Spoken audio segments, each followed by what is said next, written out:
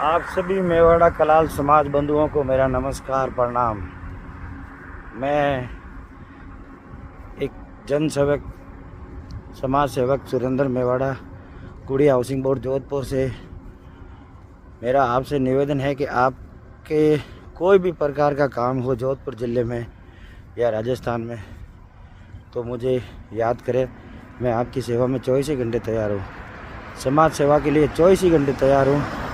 कोई भी प्रकार का काम हो, जैसे ब्लड की ज़रूरत हो, बच्चों के स्कूल में कहीं, या कोई हॉस्पिटल में समस्या आ रही हो, या कोई रुकने की समस्या आ रही हो, तो मैं आपकी सेवा में 24 ही घंटे तैयार।